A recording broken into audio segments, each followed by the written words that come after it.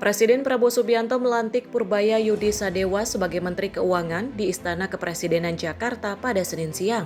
Purbaya menggantikan Sri Mulyani Indrawati yang sebelumnya menjadi Menteri Keuangan. Pelantikan Purbaya sebagai Menkyu dilakukan bersamaan dengan penggantian 3 menteri lainnya dan 1 wakil menteri. Purbaya menyandang gelar doktor di bidang ilmu ekonomi dari Purdue University Amerika Serikat.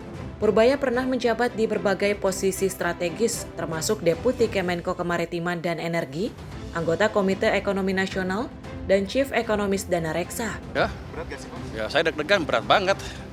Tapi dia pikir, pokoknya presiden cukup agresif gitu. Tapi strategi-strateginya sudah disiapkan, Pak? Apa itu, Pak? Saya sudah 25 tahun jadi ekonom, 10 tahun lebih jadi think tanknya SBY, 5 tahun jadi Komite Ekonomi Nasional, berapa tahun di KSP, terus membantu Pak Jokowi juga dalam mengatasi krisis 2020 COVID. Jadi saya di samping Pak Jokowi persis waktu itu. Jadi kalau Anda tanya pengalaman saya, apakah saya cukup tahu? Amat tahu, jadi Anda nggak usah khawatir. Optimis Pak untuk kenaikan tersebut Pak? Optimis. Jadi masa depan kita akan cerah.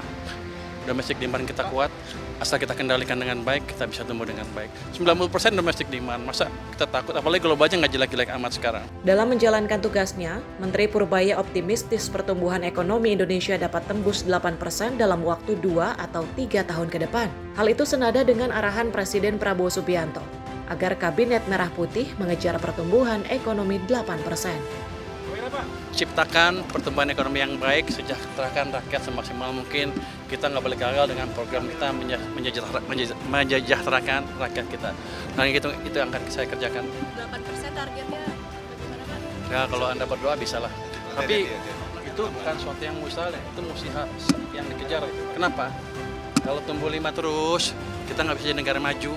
Untuk negara maju itu kayak Jepang, Korea, Cina, ada periode yang panjang tumbuhnya double digit. 8% kelihatannya optimis, terlalu optimis, tapi kalau didesain dengan baik masih bisa. Karena selama 20 tahun terakhir ini mesin kita timpang. Zaman Pak SBY, zaman Pak SBY yang jalan mesin private sector lah kira-kira. Dengan kredit tumbuh cepat, tapi pemerintahnya belum optimal.